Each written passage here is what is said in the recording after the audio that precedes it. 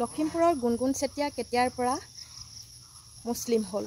লখিমপুৰৰ গুণগুণ চেতিয়াৰ কঠীয়াদৰা ইমান ৰিকুৱেষ্ট কৰাৰ পাছতো কিয় জেচিপি লৈ চেপি শেষ কৰি পেলালে? তেওঁলোকে বাৰম্বাৰ কৈ আছিল যে দুপৰীয়ালৈকে সময় দিয়ক, দুপৰীয়ালৈকে সময় দিয়ক। কিন্তু গুণগুণ চেতিয়াৰ কথা কিয় তেওঁলোকে অমান্তি হ'ল?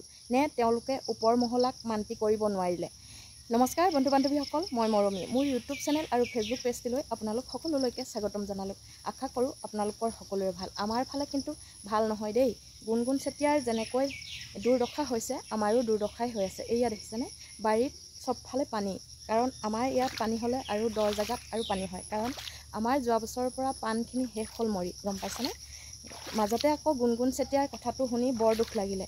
ইমান ধুনীয়াকৈ উঠি অহা লহপহকৈ কঠীয়াদৰা কেনেকৈ জেচিপি লগাই চেপি পেলালে এই দস্যু কেইটাৰে। হয়, তেওঁলোকক নিৰ্দেশনা দিছে, কিন্তু নিৰ্দেশনা দিয়াৰ পাছত তেওঁলোকে এই কাম কৰিব লাগিব, সেইটো সকলোৱে জানে।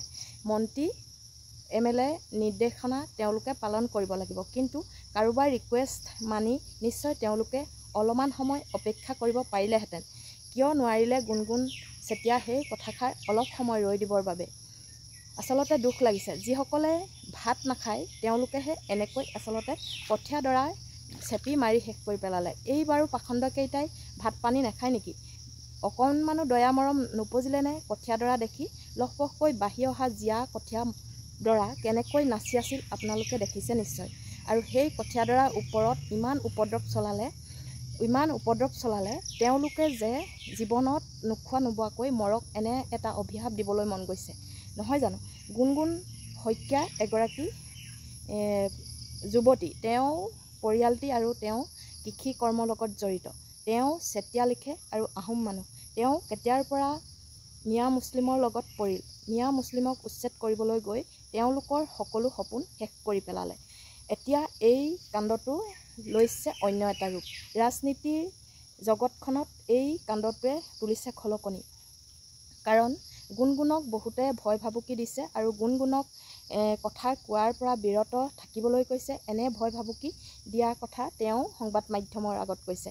কাৰণ সত্য কথা ক'লে বহুতৰ আচলতে বিপদ হয়। সেই গতিকে গুণগুণৰ মুখ বন্ধ কৰিবলৈ বহুতে ভয় ভাবুকি দি আছে। ইতিমধ্যে তেওঁ সংবাদ মাধ্যমৰ আগত প্ৰকাশ কৰিছে আৰু যদি তেওঁ দৰকাৰ হয় নামসমূহ কম বুলি কৈছিল। কিন্তু তেওঁ পোনপ্ৰথমতে ৰাজনৈতিক জগত বা ৰাজনীতিৰ লগত খেলখন খেলিবলৈ এনেধৰণৰ কথা কোৱা নাছিল।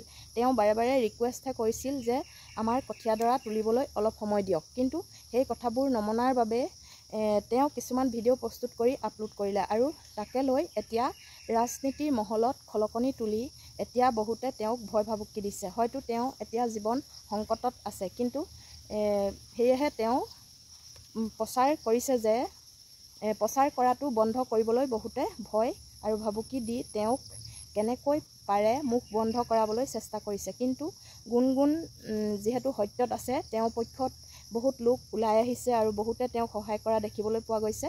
গতিকে তেওঁ কোনোপধ্যে এই কথা মান্তি নহয় আৰু সেই কথা স্পষ্ট কৰিলে।